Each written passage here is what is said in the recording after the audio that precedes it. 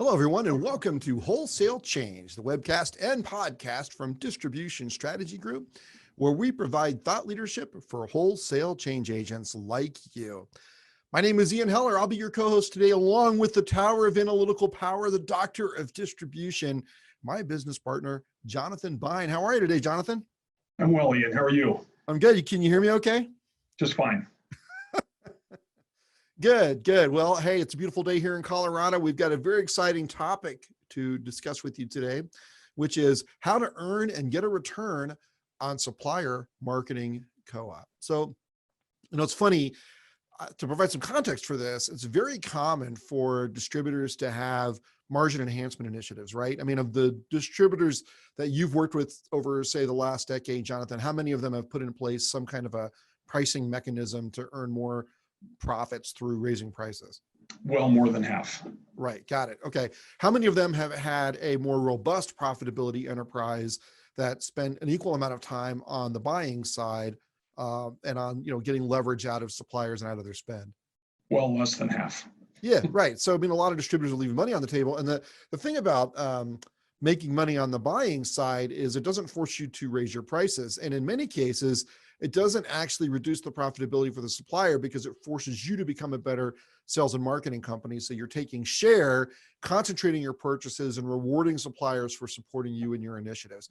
And that's really what today's conversation is all about. I mean, we'll talk about various ways across the board about how to earn more co-op, but ultimately you want it to be a win-win scenario where your suppliers want to give you more co-op because you're more effective with getting a return on it than the companies with which you compete. So, Ian, question to you.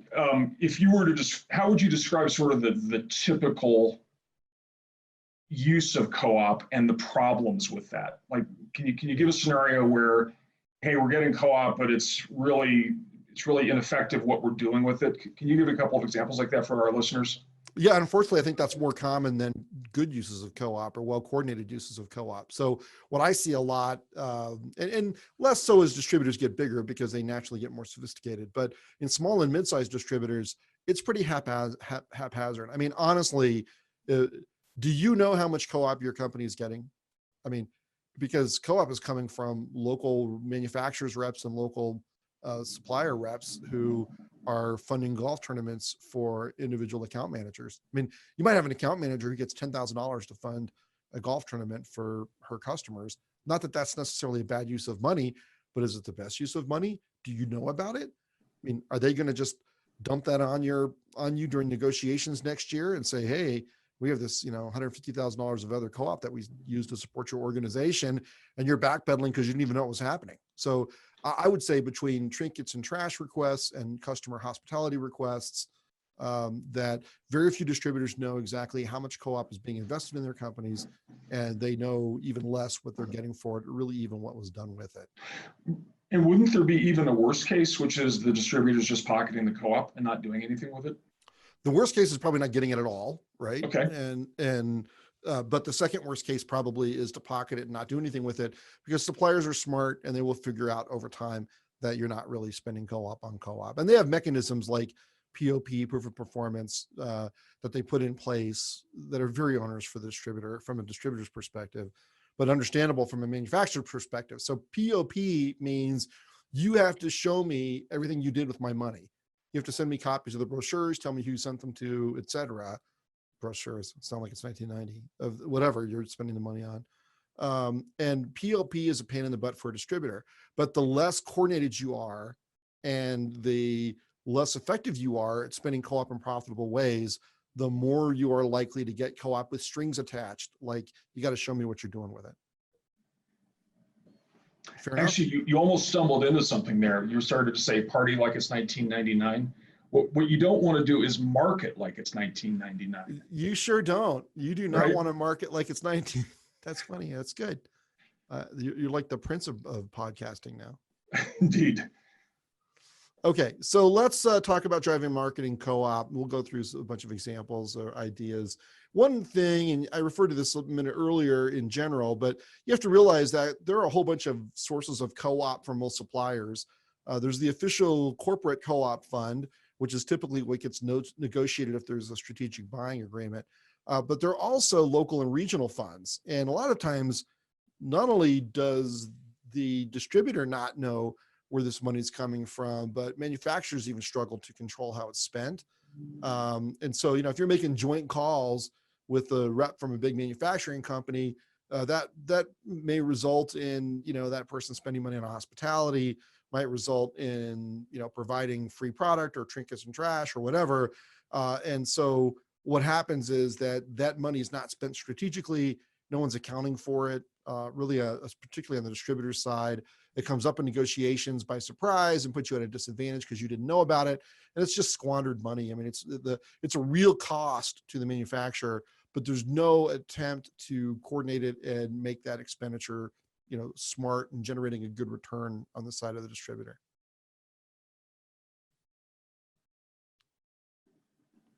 Okay. So the second point, and this is for you podcast listeners, it says develop product mix strategically to concentrate spend. So look, there are many distributors who have not spent enough time working on what their product lineup was going to be, which suppliers they should partner with strategically. And instead, the assortment's kind of built by happenstance. So you've got branch managers and district managers who are cutting deals with different companies. So you may go into one branch and there's one kind of spray paint. You go into another branch, there's another kind of spray paint. And the reality is that you're half the size that you should be with either company. And so you're not getting the best terms and conditions, which means you're not getting the right price, but you're also not getting, good rebates and co-op. And so creating a strategy around which suppliers you're going to carry and what products you're going to carry is the first step towards concentrating your spend. Because just like anyone, the bigger the customer you become, the more leverage that you have. But you can't become a big customer if you're scattering your purchasing dollars among way too many suppliers. So you've got to do this to get started. Ian, you've got terrific experience in both construction and industrial. Mm-hmm. Do you see this phenomenon that you just described as being more prevalent in construction than industrial, or are there different dynamics in the one versus the other? I think it more correlates to size of the company. Okay. I would say, generally speaking, the construction suppliers are, because they're smaller on average, the construction distributors. And in some ways, it's a more difficult environment operationally. So they have other things to focus on than standardizing transactions and standardizing spend. It's probably a little more common to be lackadaisical in the construction industry on this point, but it primarily coordinates with or correlates to size. Okay. Okay, so once you have decided what your product mix strategy is going to be, what your supplier mix strategy is going to be, or if you already have that in place, you can do line reviews. So line review, and this is something that comes out of retail and was done for decades there before most distributors ever heard of it. That means you say, look, we're going to introduce a new line of light fixtures. There are 5 different prospective suppliers, and we're going to make them compete for the business. And we're going to put out an RFP that says, here's what we're looking for in terms of product coverage, and logistical support and marketing support and sales support and customer support. And then you let them bid on getting your business. Now, in exchange, you have to be willing to give them the business when they earn it, or at least, you want to earn up to your thresholds where you get those rebates. But this has a very dramatic effect on everything from pricing to rebates to co-op. And most distributors should be spending some time doing line reviews and have a cadence, a cycle where they, review most of the lines in their business on a regular basis.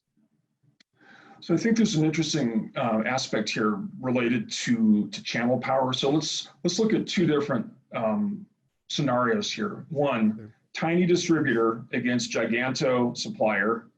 2, giganto distributor versus tiny supplier. Talk about how this practice or this approach for using line reviews may vary, or what you would do differently in either of those scenarios. Okay, so that's a really important call out. So thank you for that. So you have to be careful, right? Because if you have no power in the channel, then line reviews can just anger your suppliers and they can drop you or disadvantage you. So, I'll give you an example. When I was at Grainger many years ago, we switched from GE light bulbs, or lamps as they call them, to Philips lamps. Well, we really didn't lose any business because Grainger had so much power in the channel that even plants that may have preferred one brand or the other, were so embedded in the company, they were so dependent on us for so many different kinds of products that we could switch back and forth, even though those are both big companies. And with most other distributors, they can sort of pick and choose who they wanted to sell through. Now, I knew a Grainger veteran, really talented general manager who went to a much smaller distributor. And he was concerned because their purchasing was very concentrated with one very large supplier. So he told the supplier, look, we're going to introduce an alternative, and they dropped him. Wow. Because he didn't have, it almost crushed the company because it was such a big amount of their sales. And he just didn't have the channel power, and he was used to having that channel power at Grainger. And, he's a bright guy. So I don't really think that it was a matter of IQ. It was just sort of not being used to this new negotiating environment. So by all means, you should do line reviews, but be careful. I mean, you have to understand your channel power. I mean, the famous example is Walmart versus Procter and Gamble. Walmart's got all the channel power in the world, probably more than just about anybody else, except maybe Amazon these days. But even they can't do without Tide and Crest and all the products that P&G has. So whereas Walmart practically owns most of its other suppliers, there's this begrudging battle. I think Walmart's still stronger, but P&G's got some strength too.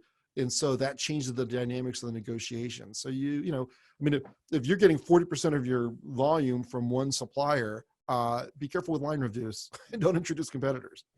Yeah, so I think a key takeaway here is know where you stand in terms of your power. And then if we look more broadly at what you're communicating here to our audience, it's given the power you have in the channel, how do you maximize the effectiveness and the quantity of co-op dollars that you're able to receive?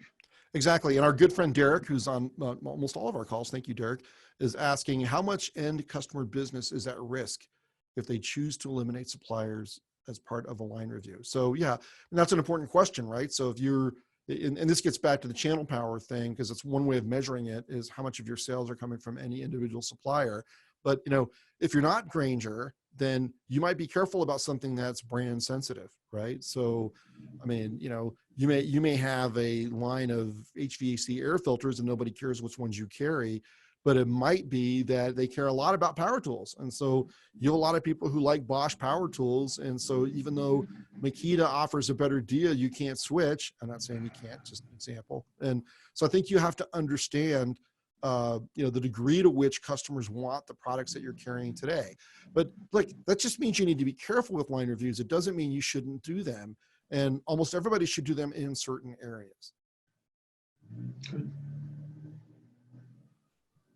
And what I like to do, and this is, I think particularly once you become a distributor of a certain size, is have 3 tiers of suppliers: strategic, secondary, and tertiary. And so there are a few reasons for this. One is you want to drive purchasing volumes to your strategic suppliers.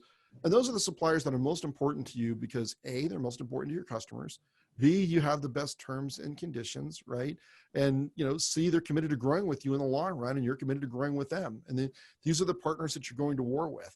And when you identify them, it helps drive behavior in the organization to get your purchasing concentrated to these strategic suppliers. Secondary, these would be suppliers who are important, but perhaps not as important. You really should only have one strategic supplier in any category. Tertiary means, okay, team, you can buy from this company, but only when you can't get it from a strategic or secondary supplier, or when a customer specifically asks for that brand. And then after this, everybody's off the table. You cannot buy from anybody else without there being an exception process that's approved by somebody. Because, and again, you'll go into, different branches of the same distributor, and, it's kind of amazing how the assortment is so varied. I mean, in retail, you go from one store to the next of a big chain and it's very standard. Well, in distribution, and I understand business customers' needs are different than consumers, but at the same time, if you're going to leverage your purchasing, you've got to concentrate your spend. You just don't have any choice. And so to go from one branch to another and see different brands of hand tools and power tool accessories and safety products and power transmission products, it just doesn't make sense. And so you need to put some controls around it. And one of the reasons you identify 3 tiers of suppliers is it identifies the people you can't buy from without permission. So this is kind of the flip side of how the supplier or the manufacturer looks at it, right? They look at it as we're doing exclusive distribution, meaning there's Yes. only one for a geography or territory. We're doing selective, meaning more than one, or we're doing intensive, or as you call it, broad line.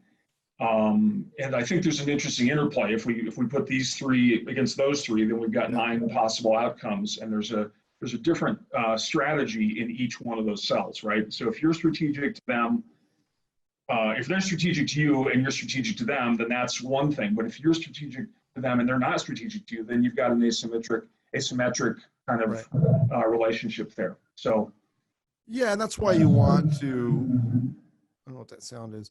That's why you want to make sure you're having conversations with them so that you're aligned, right?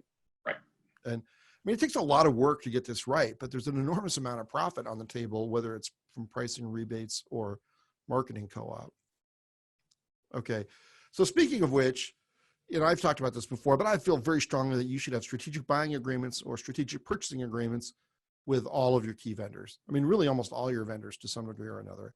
And I've been doing this for years. And not only do you have strategic purchasing agreements with the big suppliers, you have them with the small suppliers. Because one thing that I have seen done, I didn't invent this, somebody invented it at a company where I worked once, is they put a basic minimum level of marketing co-op in every SBA, which meant that even the small suppliers were giving us like 1% of our purchases back in marketing co-op every year, no matter what, because it's not enough for anybody to haggle with, but collectively it adds up to a lot of money. So I remember, one year it was like, I don't know, December, and we just sent out these, debit memos for $300,000 or whatever it was in marketing co-op support for a bunch of suppliers that we had maybe included here and there in our marketing, but we never done anything, specific for. And we got almost all that money in because it was part of the agreement. And so, you really should have no supplier that is any size to you at all that you don't have an SBA for. And if you have an SBA, you should have a co-op number in there, even if it's small, because, a little bit of money from a lot of different suppliers can add up to a significant sum when it comes to the size of your marketing budget. So let's talk about that significant sum. What have you seen for distributors of different sizes in terms of percentage of marketing budget or total budget? It's usually 2%. Typically 2%? Yeah. I mean, I would love to hear from anyone on the call. We got a bunch of people dialed in, but my experience is marketing co-op is typically 1% to 2%. But I will say this, we're going to go through some things later about doing annual planning and doing an annual supplier summit. And I have seen larger numbers, and basically it's so the deal is, I'll have a rate card of what I'm going to charge you to do different marketing campaigns for you.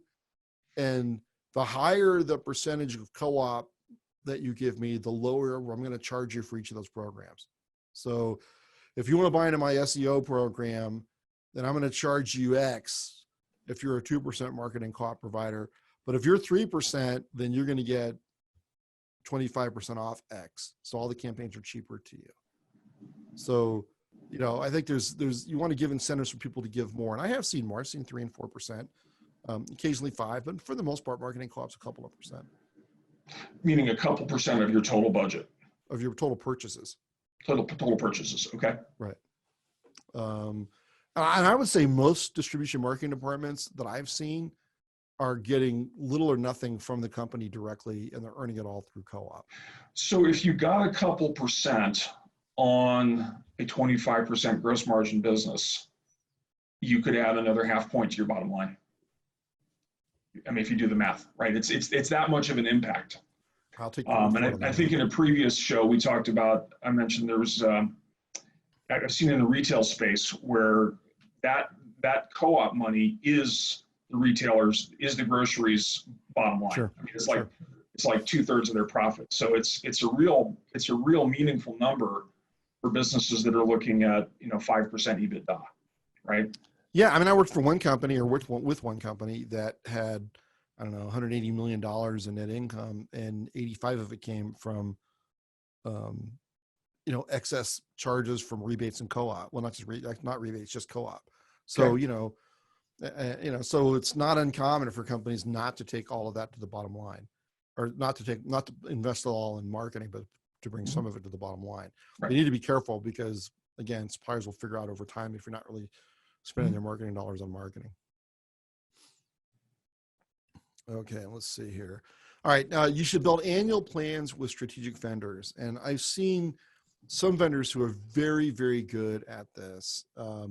And so they'll actually host an annual planning session with you, or they'll come down and see you. And so, this is one of the benefits of identifying those 3 tiers of suppliers is you're identifying those companies with which you want to develop a strategic annual plan on how you're going to grow together. So you get together, they may be launching a new product line. They may be looking to break into new customers. They may be wanting to expand into different geographies, you name it. Every manufacturer has their own objectives, right? About how they're going to grow their business. Well, you have your own objectives, and they may sometimes be completely unrelated to what these strategic suppliers want to do until you coordinate them.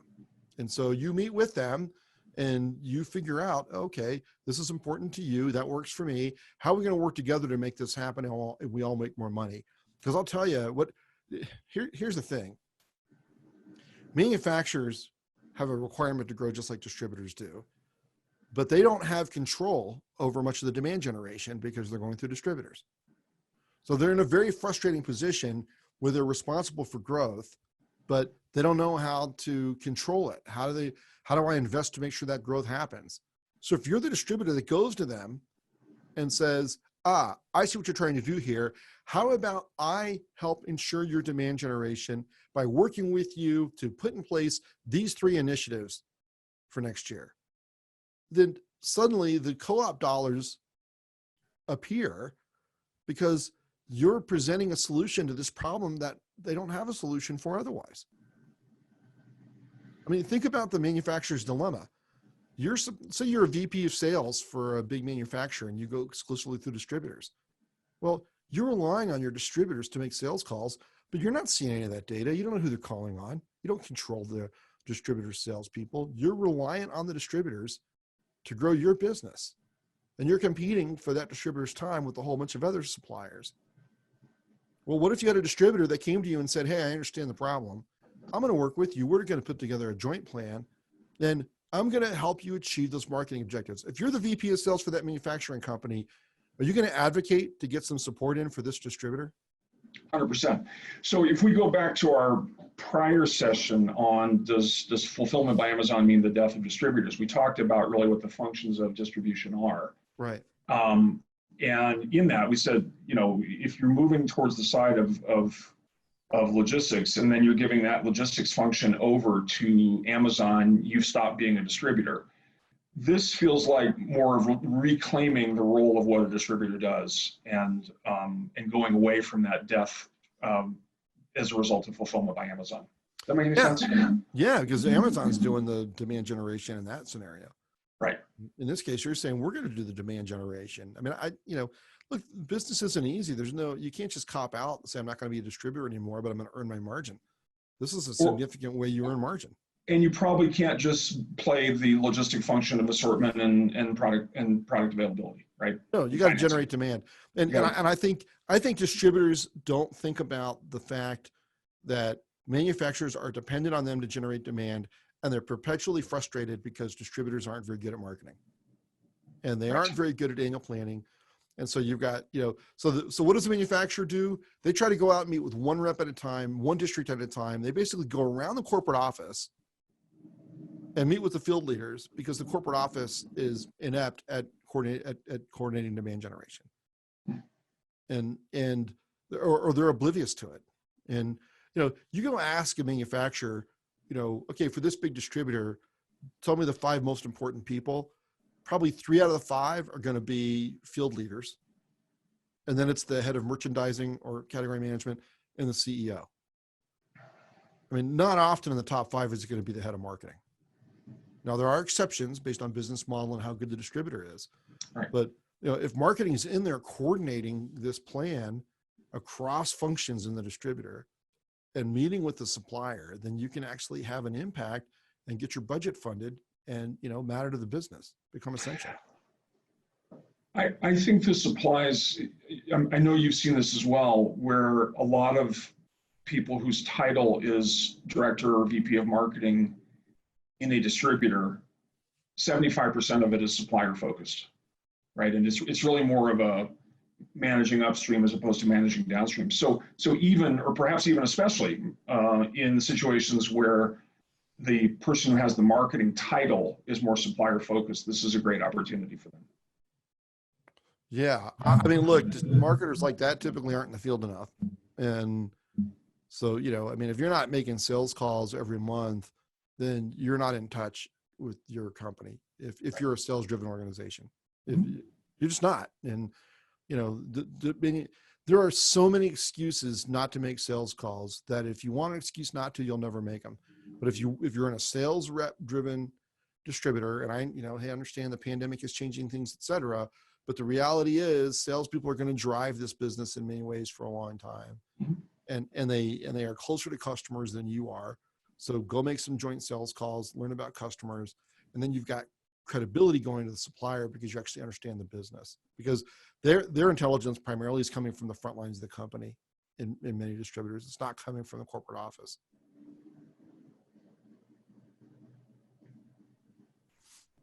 Okay, so this is a really, really important step.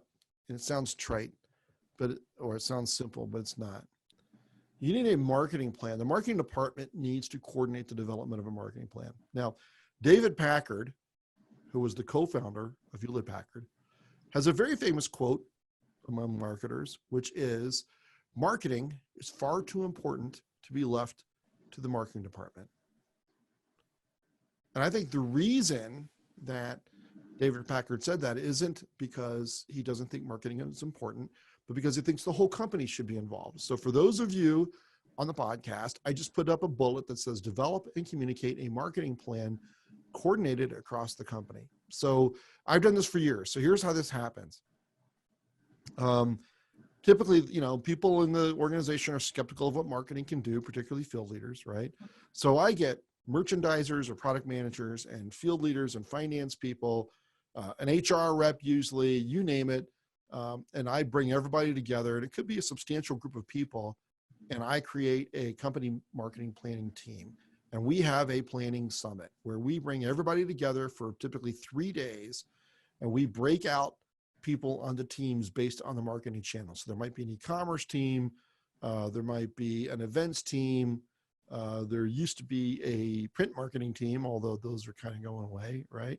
And each of those teams, on each of those teams, I have one of my key people who understands what we're trying to accomplish. I have a field leader, and I try to find the field leader who's most skeptical of that activity and put them on that team. So if I have a field leader who doesn't think merchandising displays are very important, and that person will be on the merchandising displays team. In fact, they might be heading it up. And what I've seen over time is very often as that person begins to understand the nature of what you're trying to accomplish with that channel, they become big advocates for it. It becomes very important to them. So I was in a company one time where we had a very influential regional vice president who did not think that marketing could help them run open houses well. And I assigned that person to our events team in marketing planning.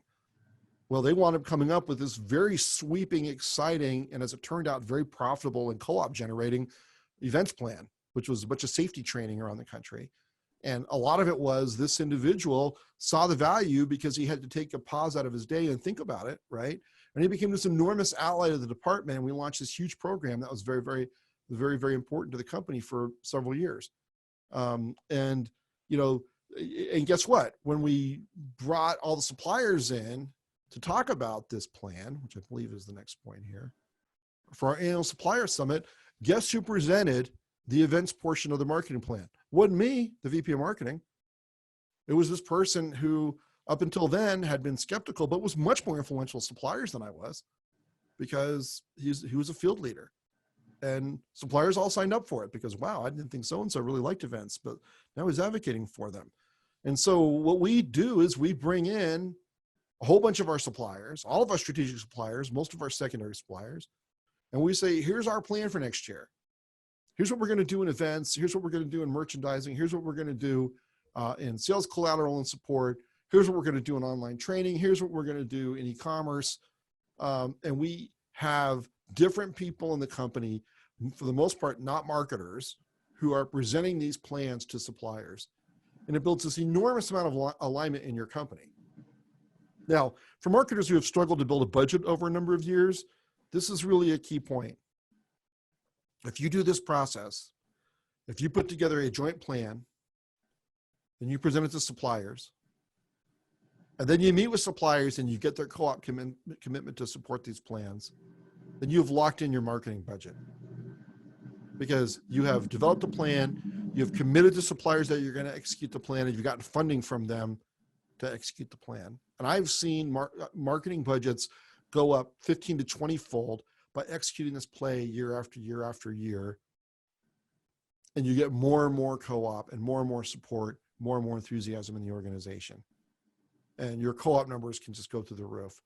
But it is a cycle that you have to do every year.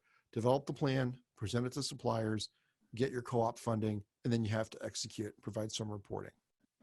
So let's talk about a related point to this, Ian. What have you seen in terms of the relationship between the maturity of the marketing capability and co-op dollars? So as you increase in marketing maturity, what happens with co-op dollars? It goes way up, because as you increase in maturity, you get better at measurement. And as you get better at measurement, it's easier to prove that you deserve funding from both your own company and from suppliers. And you're really generating a return. So in the early going of building the marketing capability, you might be closer to that 1% end of things, or even less. But as you grow in maturity, you can start hitting that 2, maybe 3% over time. Yeah. Yeah, and I would say the curve gets, your growth curve gets steeper. You get, because momentum builds its own momentum, and so as you get more sophisticated and you earn more money and you hire more people, you can afford experts, then you move up the curve pretty quickly. So, I mean, the first year, just getting this process in place, hey, we're going to build a plan. We're going to identify our strategic vendors. We're going to build a plan. We're going to communicate it to suppliers. We're going to negotiate with them to get them to fund it. We're going to execute the plan. We're going to provide some reporting back so we can show that we've been successful. Then we're going to rerun the plan. Like, I mean, it's going to be 5 years before you go from 0 to hero as a marketing department. Or, the better you are at this and the more support you have from your executive team, the faster you can go. But, you're not going to go from 0 to hero in the first cycle. You're going to go. You'll see returns along the way. You'll see significant returns along the way. You'll build momentum, but you're setting the marketing department up for long-term growth, and you're making the marketing department essential to the business. So, I mean, because you'll have marketers say, oh, well, gosh, there's an economic downturn. Of course, the marketing people are the first ones they let go. And, I always bite my tongue on those situations because nobody wants to hear it. But look, all that another way of looking at that is, I guess you weren't very essential to the company. You hadn't, and I'm saying you don't have to be a victim in marketing. You can say, I'm going to become essential to the company. We're going to make marketing essential to the company, but this is how you do it.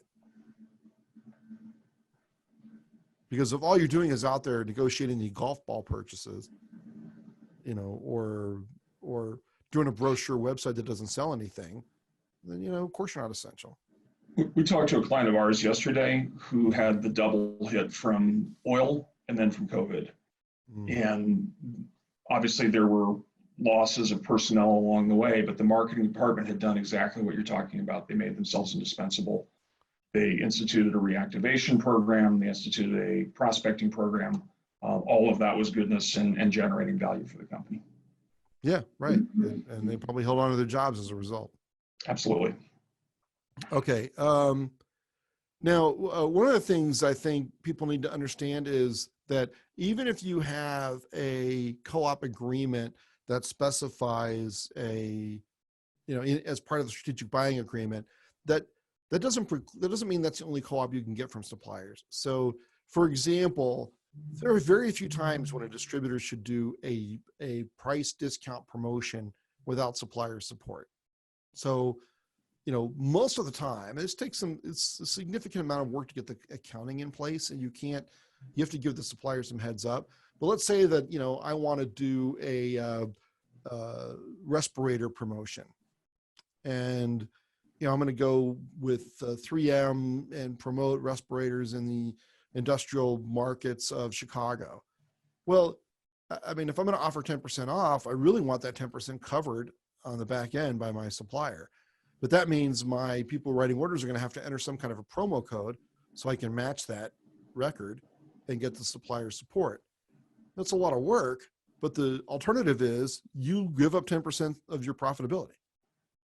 And so most of the time when you do promotions when you do product promotions, you should have discounts and discount codes, coupon codes worked out with your suppliers so that you are getting them to reimburse you for that pricing. So, typically you want it set up so that someone has to enter the code to get the pricing through the system. That's how they access the pricing. But that code also provides the tracking so you get reimbursed by the supplier. But if you're just out there discounting products and it's all coming out of your gross margin, you're doing it wrong. And that's co-op. That's literally co-op. They're paying you to discount their products. And it's fairly easy to get support for these because it's specific to a single supplier. I mean, you may have a promotion that crosses suppliers. I'm not saying that, but your supplier knows that in exchange for their co-op, you are handing that discount off to the customer. So from the supplier's perspective, they're not just giving you money, they're reimbursing you for giving up some of your gross margin in discounts to the customer. So the discount's getting to the end customer. It's not just margin that they're giving to you. Well, and also what happens with this, whether it's a promotional pricing, which is a broad for many customers, or a special pricing for a specific customer, you'll learn quickly over time which of your suppliers are going to come to the table with you or not. And you can be more efficient in where you decide to make the ask. Right. That's right. And your suppliers, and your suppliers will learn the distributors who actually do a good job with this stuff. And there's no gamesmanship here. You can't get the rebate dollars or you can't get the co-op dollars without actually selling the merchandise. And so it's real clean. It's the suppliers like it because there's no doubt about you using the money because you literally handed it off to customers. You handed that discount over to customers and you got the money back from the supplier. Supplier knows that you used the money for marketing because you had to sell something to get it, and this is the develop promotions with your suppliers that provide discounts versus competitors. You're asking for special pricing, but you're doing something to earn it. You're saying, I'm going to print up these flyers or these promotions or this SEO.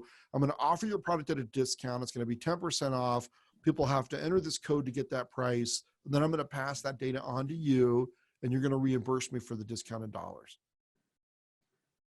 And it's amazing how many distributors are doing promotions and just giving up their gross margin. Is that clear? Absolutely. Absolutely. Well, I'm going back to our discussion about painless pricing or profit improvements. I mean, this is a painless profit improvement. Relatively. Yeah, and everybody wins. I mean, suppliers don't really mind because it's not speculative. They're only paying you if you sell stuff. Mm-hmm. And distributors win because you now have a good price in the marketplace. And, most of your competitors aren't offering the same terms to the supplier. So the supplier can give you that back end deal. And customers benefit because they're getting a better price on stuff. And, and by the way, how hard is it to get somebody to buy for the first time as a marketer? It's what you're trying to get. So price promotions are always part of the process, or often part of the process of getting someone to try you out for the first time. Offer a good deal. And the last one, this is the last one, and I would say this is highly underused, but the bullet says, utilize supplier resources, training, technical support, marketing support, and joint calls. I would say suppliers have an awful lot of resources that are not in direct dollar form, but they're very, very valuable to the distributor. And I would say for all this stuff, whether it's co-op or it's joint calls with their sales reps, or it's marketing collateral support or training or whatever, if you're not consuming those resources, your competitors are.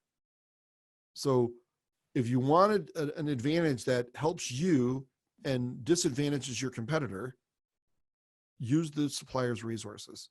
See what training they have, figure out how to deliver it to your team. Utilize whatever tech support they have, buy into their marketing support or tap into their marketing support, and for heaven's sakes, make joint calls with them. And I'll tell you, this builds a tremendous relationship and uncovers all kinds of different opportunities. And again, you get back to these suppliers who feel like they're not, getting attention for their objectives. This is a good way to show that you are paying attention to their needs.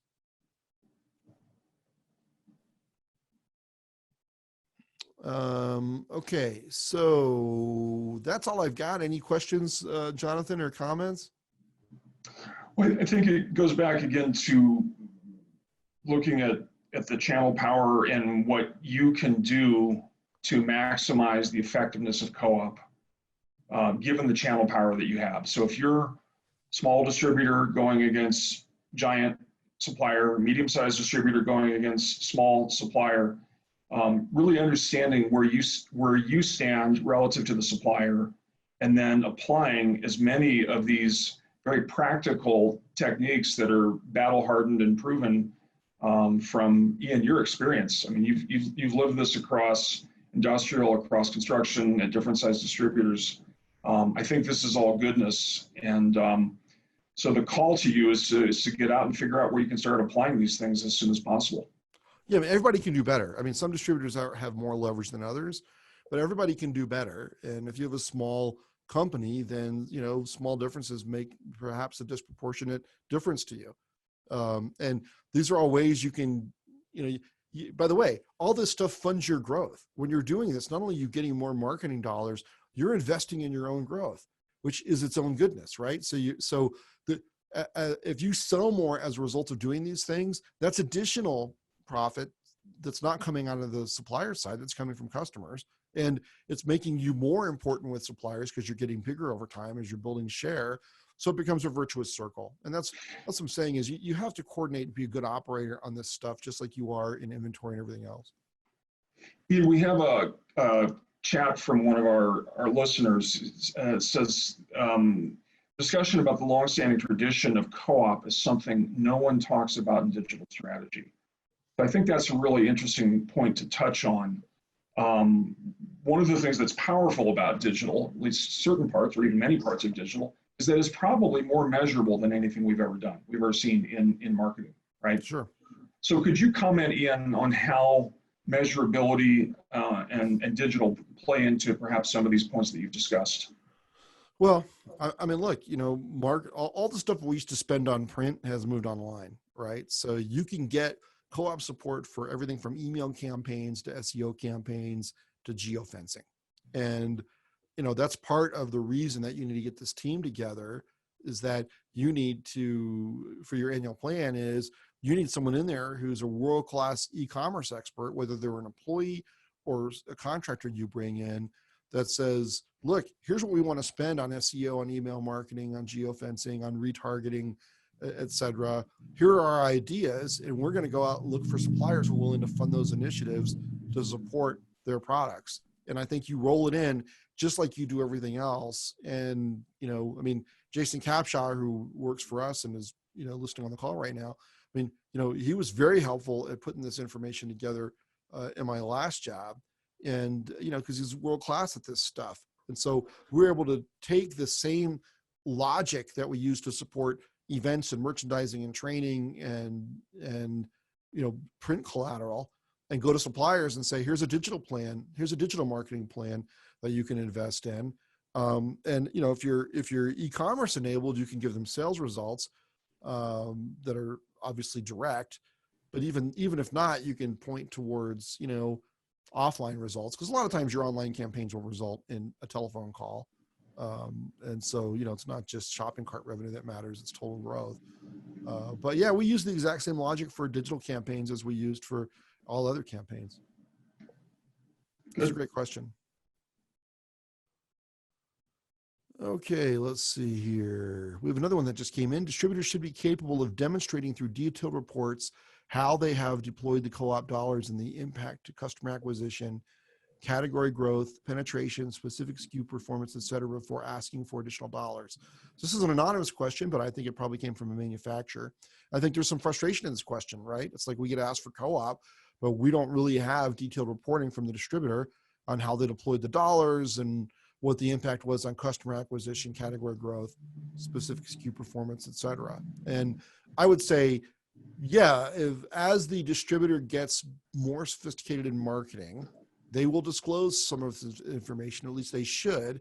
And when they don't, they're less likely to get co-op dollars. So assuming this is a manufacturer, I think it is, this is exactly what I'm talking about. If you, manufacturers are so frustrated because they're asked to give this money, but they are not given any information on what the distributor even did with it, let alone what they got out of it. And it's like an act of faith. Exactly. We're just giving you this money on faith. It's an entitlement. Right. It's an entitlement. I want my 2%. And I think this person's making a great point, which is that, hey, in the rest of the world, you gotta perform to get the money. You're not entitled to it. And, I don't know that you're going to get all this data from most distributors, but you should be able to get enough to determine whether or not it's a good investment if you're a manufacturer. I think there's another piece in here that's worth calling out: the category growth and penetration. Yeah. I think what this speaks to is the need to really have an understanding of market size by number of customers, by segment, by product category, by spend. And we've seen increasing efforts. A number of our customers are coming to us to get this guidance. Yeah. But here the manufacturer's saying, look, you better know your market, right? You got to be able to talk about it in quantitative terms. Well, and let me ask, if you're a manufacturer, you can probably get all of that information when you sell through Amazon Business, right? That's right. They're probably telling you, how many people are buying. They may not tell you who, and you say there's a customer control issue here, but they're going to tell you how many people bought and what the growth was. And you can see the category growth for your product versus others. What's the performance of the specific SKU? I mean, the competitive environment has changed. The balance of power has shifted. This gets back to a point you raised earlier, Jonathan, which is distributors don't have the power that they used to have. They have to earn it with manufacturers. They're not entitled to it because manufacturers have more choices than ever about how to sell their products and which distributors, including Amazon Business, they want to sell through. Right. So great question. Thank you so much. I think we're out of questions. So I'm going to wrap this up for today. Any last thoughts, Jonathan? Let's all be strong and be safe. All right. Yeah. Be safe out there. Thanks for dialing in. We really appreciate it. Always love to get questions from you. So feel free to email us or to call us. Here's our contact information on the last slide here. Or you can go to distributionstrategy.com. There's a use form there where you can contact us or reach out to us. Let us know how we can help you with your distribution problems. And that's it for today's version of Wholesale Change. Thank you so much.